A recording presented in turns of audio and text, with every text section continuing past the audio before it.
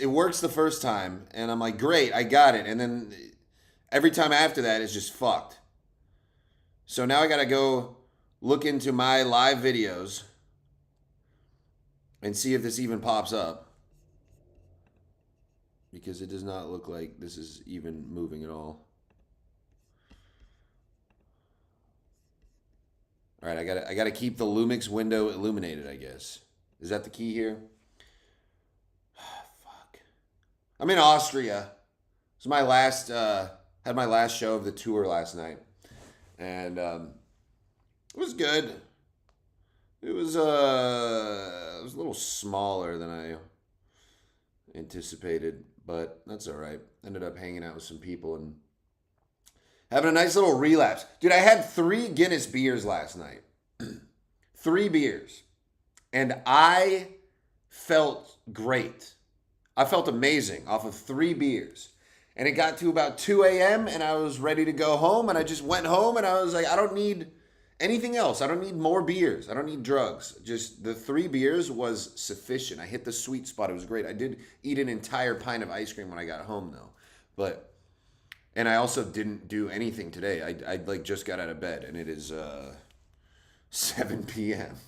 So yeah, I shouldn't drink. I'm not trying to justify it. I'm just saying that I only had to drink 3 beers to be happy. I think being a lightweight is a superpower because then, financially, you're saving money there, and I'm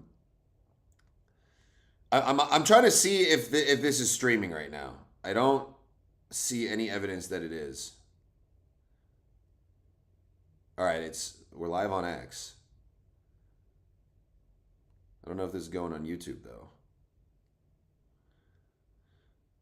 But yeah, the Austria show is fun because Austria is the birthplace of one of my favorite painters, and I figured that would not be a good way to start the show. Some American guy comes over and reminds them of the worst thing that they've ever created from their perspective. They've been just brutalized with guilt, forced guilt from certain powers that be. But I knew I had to slip it in there, right? I can't just not mention it. So I waited. I did some jokes about some people, and then someone yelled out, "Free Palestine." And I was like, he tried.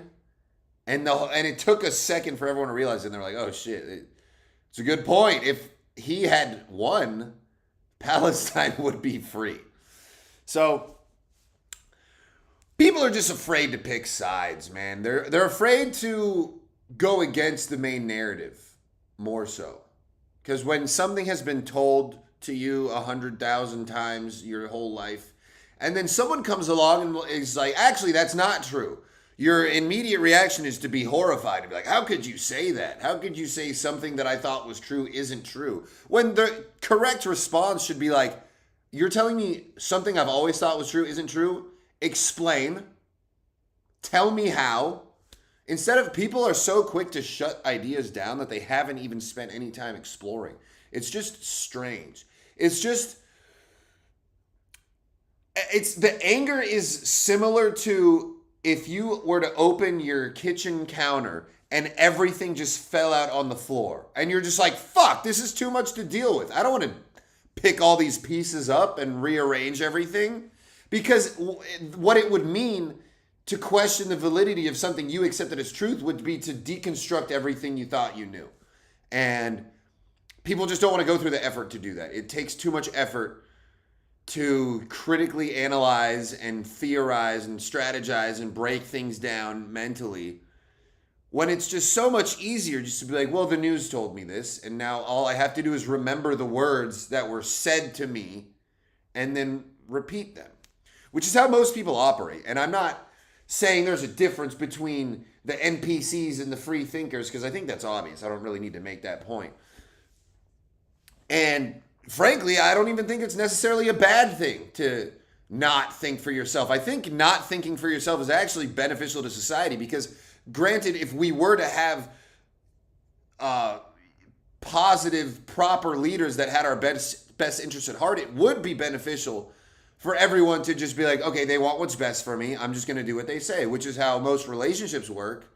Most friendships, good ones at least, if one of my friends says you should do this and this, I don't start questioning and analyzing their motives, trying to think if they're taking advantage of me, because I've already accepted them as a friend and I've already allowed that trust to allow me to more efficiently navigate through life. Because trust is an efficiency tool, essentially. If you trust what someone says, you can just accept what they say at face value. Whereas if you don't trust them, you have to question it. You have to analyze it. You have to use your mind. And that takes more work. And but at the end of the day, we need people to unquestioningly take orders. That's how soldiers work. That's how employees work. We wouldn't really have much of a functioning society if it weren't for NPCs. I refuse to be one, not by choice. I just am not. I just happen to come out that way. I don't think that makes me better. I think it makes me smarter, but I mean, there's people working at Subway that are technically doing more to benefit the world than I am in some ways. Like, a guy working at Subway is literally giving hundreds to thousands of people food every day. Like, that's a pretty significant contribution to humanity. So I'm not talking down on the NPCs. I'm just saying they are NPCs. They can't think for themselves. And really, the only way to change their minds is to get a big enough voice to where you can reach the market you're trying to reach. And, well, you can't change their mind. You're not going to change their mind. The best thing you can do is find other lost people with your message to wake them up and hopefully drive the wrongers into obscurity. That's what I'm going to call everyone who doesn't agree with me. Wrongers. And you guys are the agreeers. We're on the right side here.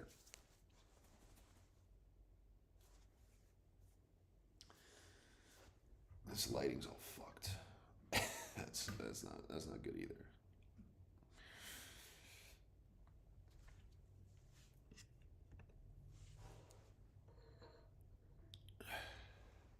I just made this pod coffee in the Airbnb. I got a pretty nice Airbnb here. Actually, you know what? I don't know if you guys can see this. No, I'm not even gonna try it. What the hell just happened, dude? Jesus Christ.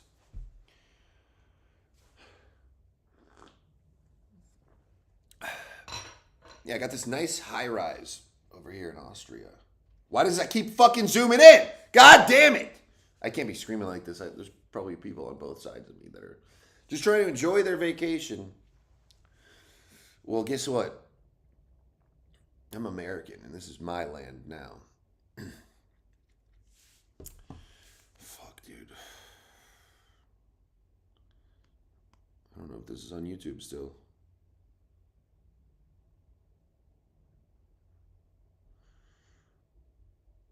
Or maybe it'll pop up once I stop recording.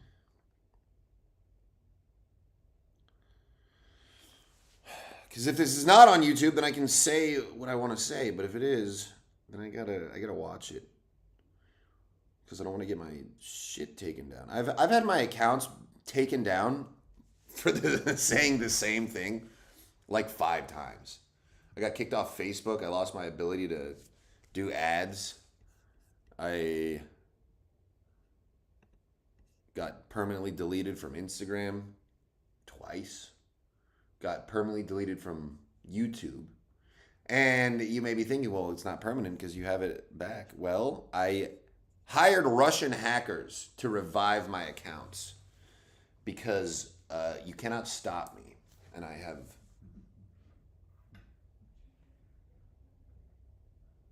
mercenaries in every corner of the earth.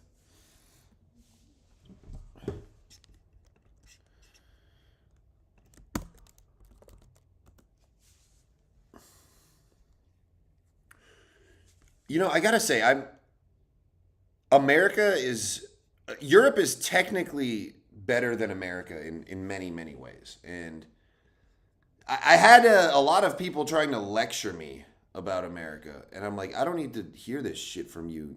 All right, we're on YouTube. I'm like, I don't need to hear this shit from you people. I've been debunking American conspiracies and since I was like 6 years ago. I need to send this link so I can post it on Instagram so I can get more people on this. But I can't casually talk and also be working. So this is why I need a producer. But everyone sucks at their job or is too retarded or too expensive or they're too good. You know? Jesus Christ, I gotta airdrop this.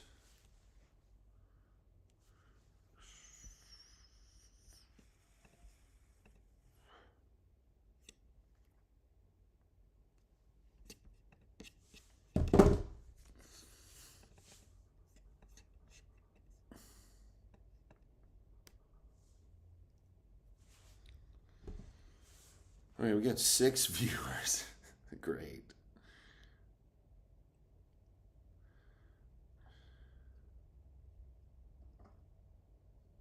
Oh no. Oh no. Fuck.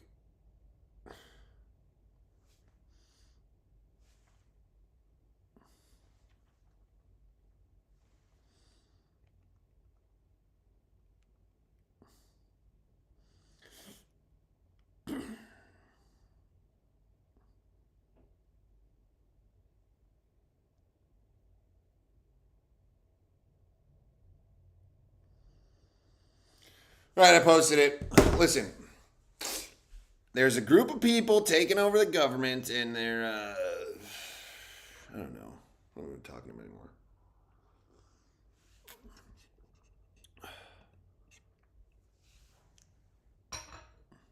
But yeah, I've been like lectured by a handful of European people being like, America's fucked. And I'm like, I've been saying that. First of all, you don't say that to me. You don't talk shit to me about my country, motherfucker. I will talk shit about my own country, you European fuck. All right? Now, there was multiple times where they were trying to convince me that Europe was better than America. They brought up the toilets are better. The public transportation's better. The money doesn't rip as easy. It's like you can't rip the money. Actually, that's a nice touch. And then I started thinking why America's better. And I'm like, well, I got a house, I got a dog, and I just realized like, oh, just my life is awesome. So when it comes to Americans' lives as in mass as a whole, I do think it's worse off than the average European life. It's hard for me to put myself in those shoes because I have a very intentional life that I've created to be as good as possible. So my personal little bubble of existence is great and way better than if I were to move to Europe. It would take years to build up what I have in Austin in Europe, but at the end of the day, I had to be like, hey, you guys are kind of right. Some of the countries, UK is fucked, man. I mean, you get off the plane in London and you look around and you're like, did I just land in Pakistan? It's weird. And there's nothing wrong with Pakistan if that's where you meant to go. But if you're going to London and it feels like Pakistan, it's like going to the HEB, but it's a Walmart. It's like if I wanted to go to Walmart, I would have went there. It's the sign outside looks the same, but then you go inside and everything's blue and white. I don't know.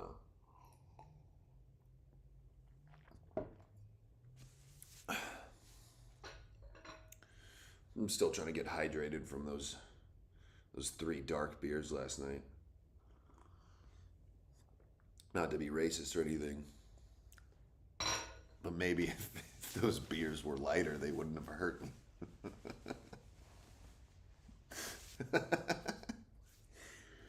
Nothing like a couple Guinnesses to take the edge off. And I think that shows maturity, being able to only have 3 beers. Because most people, when they stop drinking, they'll tell you like, "Oh yeah, I can't just have one. I just after the first one, it's just a speed rail right to doing hot rails, you know." And I'm like, I'm just over here having a couple drinks, like someone without a problem. It's really something to look up to, dude. I'm the worst sober person ever. I'm not even claiming to be sober, but that is the title I've been ascribed by my peers because I decided to stop drinking and doing drugs for 6 months, 2 years ago. You know, that's a weird thing to have stick with you as part of your reputation. Like you go sober once and then from here on out, you're just the sober guy. It's kind of nice actually because you don't really have many positive reputational sticks, you know. You beat the shit out of some guy at a bar and now you're the violent psycho guy. That's usually the reputation stain, but it's, oh, this guy went sober. It's like, all right, sure, I'll take it. But I've spent most of my time being sober just being like, this fucking sucks. I can't wait to relapse. And then I relapse and it's great and it makes my life better. Do you realize how difficult that is to have to gain so much as far as memories, friendships, stories from intoxication, and then you go sober, which is, it seems like it should be the right thing to do, and then that shit just stops. It shit just completely stops happening. I had this one joke about how I drank for the first time and then ended up shitting my bed and the next day. Not that I got so drunk I shit myself. It just fucked up my stomach. And then I had to clean off the bed and then I ended up giving myself pink eye. I literally got shit face. Like, that's a great bit. And that was a result of drinking. I didn't even have to write the joke. I guess maybe that's what I'm missing in comedy. Maybe I actually need to sit down sober and just write jokes instead of just taking drugs and alcohol and living my life and letting the jokes come to me. No, I don't think that's the right answer. I think the right answer is to occasionally dabble, and you know, sobriety is for people that couldn't handle their shit, you know. I mean, I literally I literally can't handle my shit when I drink, but I usually don't get too out of hand. I mean, or maybe I do. I don't know. Even when I have gotten crazy, I don't regret it. It's always funny. It's always a good time. It's always a good story. I have no regrets. My biggest regrets are being sober too long and not punching certain people in the face. Other than that, I think I've done a great job just doing everything the right way in life. I think I figured out life too quick, too fast. I figured out the best place to be, the best hobbies to have, the best things to invest in. And now my life is so perfect. I have to go on these side quests to taste failure because everything just has just worked out.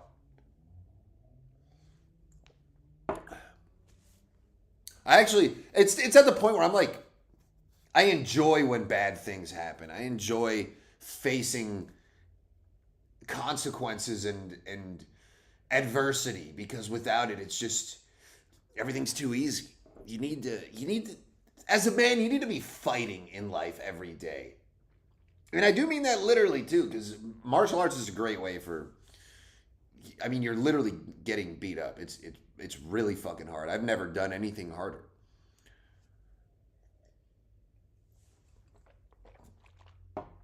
And I've been able to train a bunch too while I was out here, which is, it's great, man. That comedy and martial arts are two of my favorite things, obviously. And they're great hobbies or whatever you want to call them to have, or passions, because you can just go pretty much anywhere in the world and there's like a group of people waiting for you there, you know?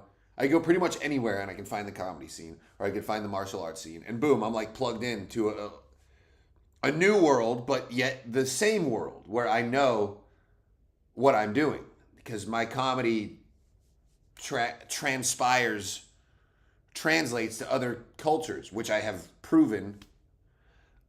Even though the UK didn't like me too much, they're like, "Oh, that's racist," because they've been brainwashed by the you know who's. And you hear that Keir Starmer just turned out he's one of them.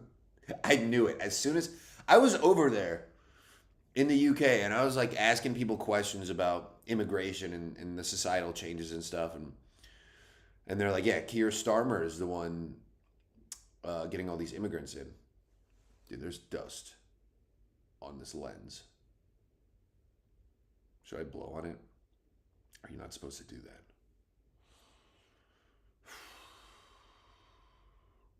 And I was like, oh, like Keir Starmer, is he like I jokingly make accusations occasionally, and I'm always right.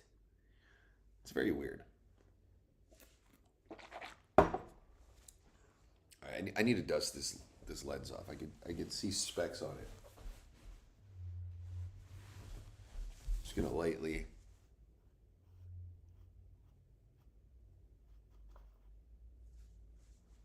Well, yeah, that was a sock I was using. Um, yeah, but Charlie Kirk's neck exploding. You're not supposed to see that stuff, you know? I feel like that was a message. They could have killed him privately. There's a lot of political assassinations. There's actually Austrians were telling me that the last political assassination was like 100 years ago, like Franz Ferdinand or something. And that America has such a reputation for guns that it's like between mass shootings and political assassinations, it's like that's what you expect when you go to America. And it's seen as not a safe place. And I mean, at this point, I'm inclined to agree that because the public assassination thing is different than doing it behind closed doors because you're traumatizing people. There's people. I mean, I have a pretty thick stomach. You know, I've seen ISIS beheading videos, and they're gnarly, but they don't like ruin my whole week. You know, I don't watch them before bed usually, but seeing Charlie Kirk's neck just bleed out and him topple over, and as soon as you see that for the first time, you're like, oh, he's dead. They're taking him to the hospital. No, he's dead. That one squirt of blood was enough to game over. And I say that there's a lot of political assassinations behind closed doors because if you know anything about the Clinton Foundation and the 56, I think, suicides of their previous employees, none of those were publicized. 56 is a big number. I might be wrong. It might be like 48, but it's at least that. It's somewhere between 48 to 56. And those were all done behind closed doors as to not bring much attention. It's getting dark. I need to move this light over here.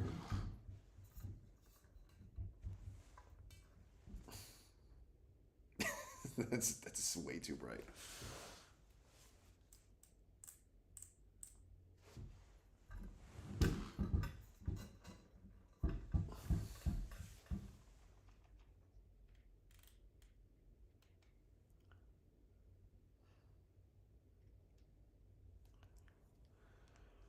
All right.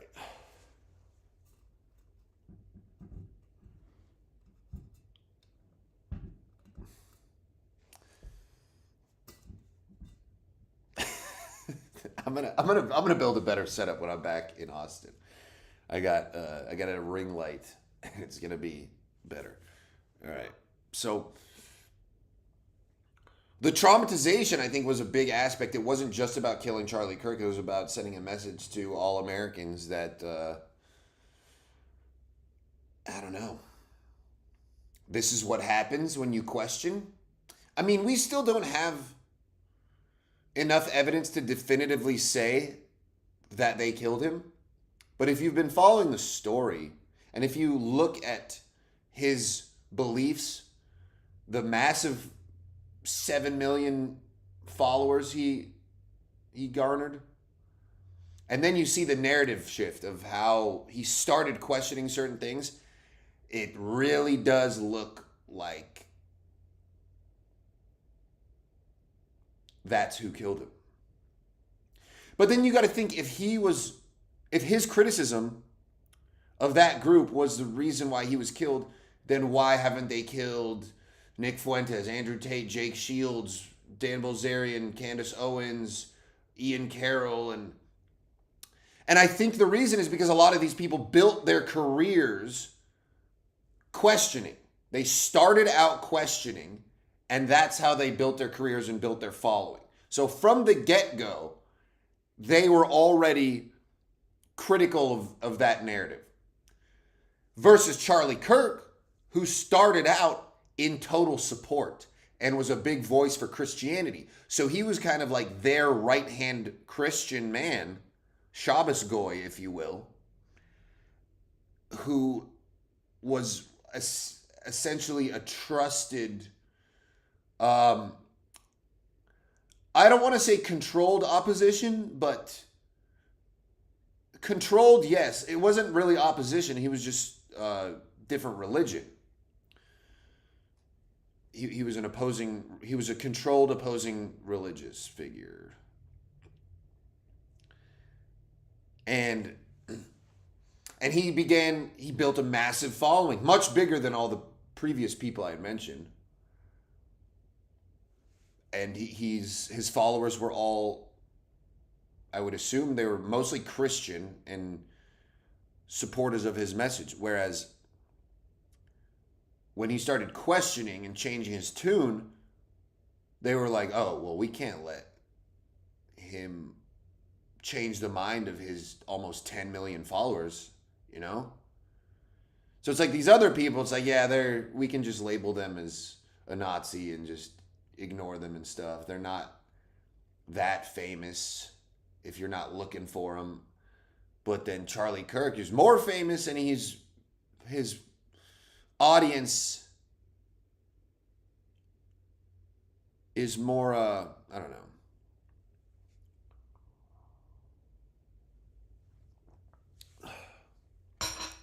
I need to get out of here, dude. Been inside all day. Also, my edibles kicking in. Got these weed gummies in Barcelona, and they are 60 milligram gummies. I just bit off a little quarter of it, and they've been really getting me through this trip, I'll tell you. Traveling sober is not that fun. I gotta admit, man. I mean, like, when I used to travel when I was younger, I was having a blast. I was having a blast just boozing and doing whatever. And now I'm like, you know, I got a house and all my stuff is there. And like my music studio and everything I like doing is just really close to that house. And everyone I like is close to that. And it's like younger when I was traveling, I didn't really have anything, and I had no roots, and I was homeless technically. So traveling was exciting, and it was part of, you know, I'm moving around and I'm rolling, but a rolling stone gathers no moss. But now I'm like, dude, I'd rather just be at home. like the world is cool and stuff, but like I've seen it. Like you go to a new country, and at this point it's like, oh, when I'm younger, I'm walking around. I'm like, I don't know what's going to be around the corner. Is there going to be some castle? And there is. Wow, look at this castle. I've never seen a castle like this before. And now I've seen so many castles. I look around the corner. I'm like, oh, let me guess. More buildings. Yeah. Great. And I'm not saying my house has any surprises. I'm just saying it's very comfortable. And the temperature is always exactly what I wanted. And it's silent when I sleep. And I don't need earplugs. And I can walk outside first thing in the morning naked and get some sun, and it's like, what's the point of running around trying to chase some dream when you have already accomplished the American dream of being a homeowner and having a little bit of land? And it's like, I think running this podcast is going to be more of my future, because traveling around to do stand-up and like barely getting paid is just, it just doesn't seem like a good use of time anymore. I mean, it's fun and I love it, but not enough to like sacrifice everything else I want to do. And you got to wait to go up. You can't just do stand-up whenever you want, but I can do this podcast whenever I want. I can just click record at any time and boom, I'm live. So I think I'm going to do more of this. And probably end up assassinated if I get big enough. So it's a win-win. Either I can say whatever I want with no consequences, or I get killed because I got so successful. I'm fine with either, honestly. I mean, I used to be suicidal, but now I think suicide's lame, and a real man gets assassinated by Mossad, you know? So, I don't know. I've kind of been repeating the same shit for the last 3 or 4 episodes. But that's because most people aren't even going to watch this, so. Is that too much inside baseball? I don't think you guys really need to know the inner workings of my thought process behind podcasting, but it's just still weird to me. Like, Charlie Kirk was not that radical. I mean, I guess if you're super liberal, he was, because he was like, I don't know, he was saying like trans people shouldn't be a thing. I guess that's radical to if you're a radical, but someone told me oh yeah. Some dude I don't know how I follow him on Instagram. He posted some shit mocking Charlie Kirk and then was like, if you don't deserve respect in the afterlife if you couldn't give it in this life. And I was like, look, Charlie Kirk was pretty respectful usually in debates. I mean, he was wrong a lot. I didn't agree with him, but he did. His whole thing was like, let's have a respectful debate. And then he starts coming at me and he's like, oh, you think Charlie Kirk was being respectful when he said black women are not as smart as white men? And I was like, I never heard him say that. I was like, I didn't know he was cool like that. And he was like, you can't possibly be agreeing with that. And I was like, I mean, yeah. Men are smarter than women, for sure. Not all of them. There's exceptions. But you can generalize, and it gets the same point across. And then he posted me on his story, and he was like, when you find out Eli Halpern Comedy's a racist piece of shit. And then I was like, whoa, this guy's trying to cancel me. Exciting. That's because when you're a comedian, that's like the best thing that can happen to you. Someone goes out of their way to try to cancel you. So sometimes I just be doing that when I'm bored and I'm just on Instagram and I'm just starting fights with people in the comments. And it's nothing I wouldn't say in person either. But so he posts me and then I'm like, oh, this is fun. So I repost it and I'm like, actually I was being sexist, but okay. And then another person I've been friends with for a while, they respond to that story and they're connected to one of his sponsors. And they were like, we actually just removed his sponsorship. And I was like, that's lovely. You know, someone tries to cancel me. A few people end up following me because they saw me dismantle him in the comments. And then he loses his sponsorship. And I got to say, out of all the years I've been on Instagram, that interaction has served me the most dopamine rush of any interaction I've had on there. Just having a real negative effect as punishment in response to someone trying to come at me and winning. That felt good. And I think I want to do more of that. I think I want to start getting a bunch of enemies online. And maybe I'll even like start a rumor that I'm like 5'6", so everyone thinks I'm short. And then I meet him in person. I'm like, you motherfucker. And then I just beat the shit out of, I don't know. You can't go around doing violence. You know, that's what the right loves to say right now. And also, I'm going to use the term left and right until I come up with a better term, because I really don't think that liberal, conservative, left, right, I don't think those are valid. I don't think it's valid nomenclature, because there isn't two sides. That's saying that American politics is liberal versus conservative is like saying the food industry is McDonald's versus In-N-Out. It's like, first of all, one of them's better. And second of all, there's like way more restaurants than that. It's not just two groups. It's 300 million people. Every single person is different. And ironically, the biggest criticism against racism is that you cannot summarize groups of people. But that's exactly what you're doing when you call people liberals, conservative, Democrats, Republicans. It's the same kind of mental grouping. And it's unavoidable because it's necessary to make generalizations for efficiency in communication. Otherwise, no one's going to know what you're talking about.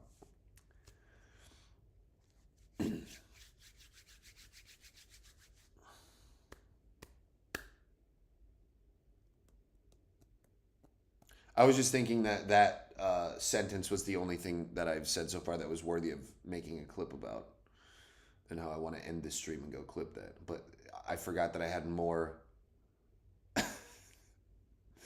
I had more that I wanted to add on to it, but I forgot what it was. You know what? I'm gonna sit back here. I think what was on my on my lens was me spitting on it. That's not good. You don't want to spit on the camera lens, folks.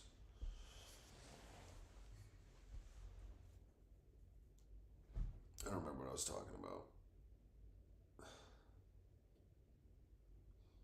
But yeah, do you know they have hookers in Vienna?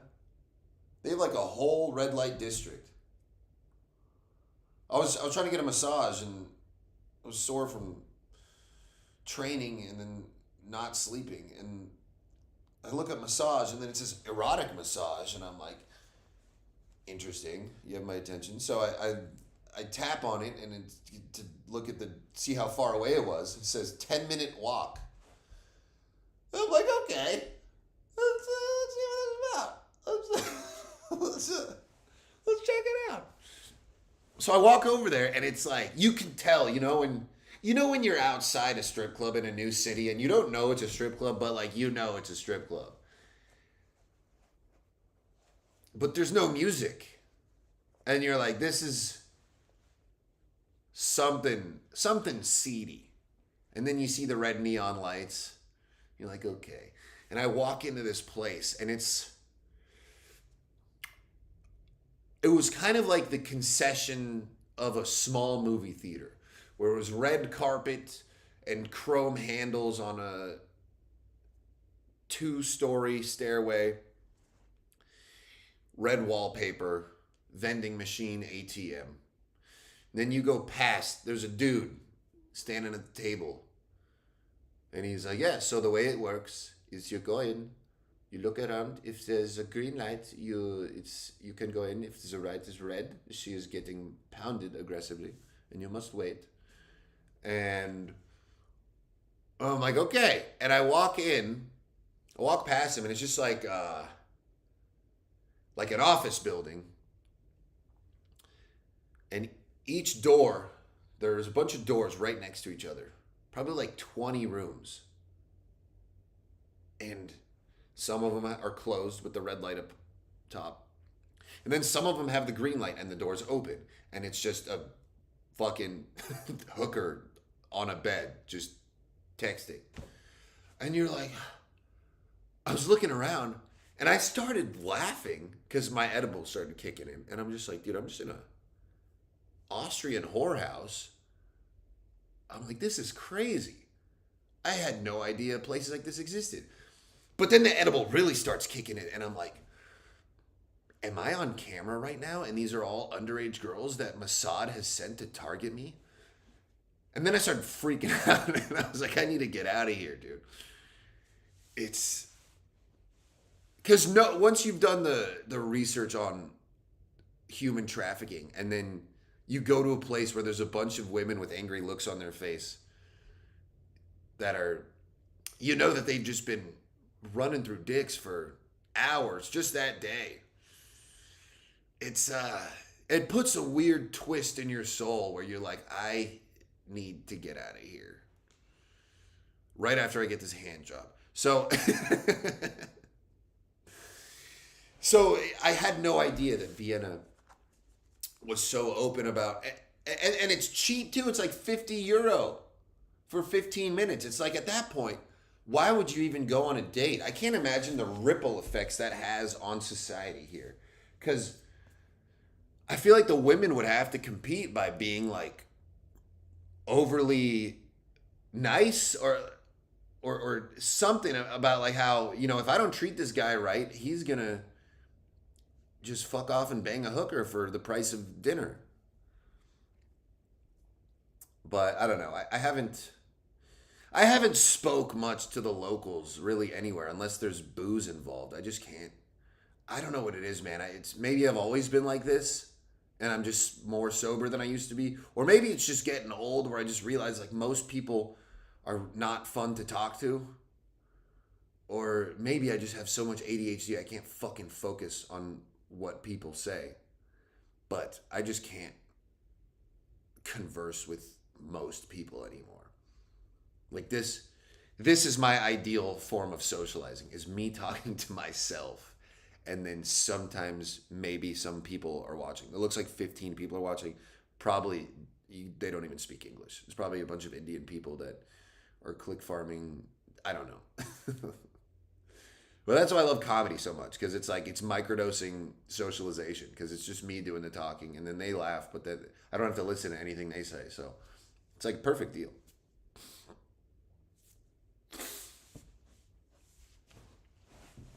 All right. That's enough talking to myself. Goodbye. Like.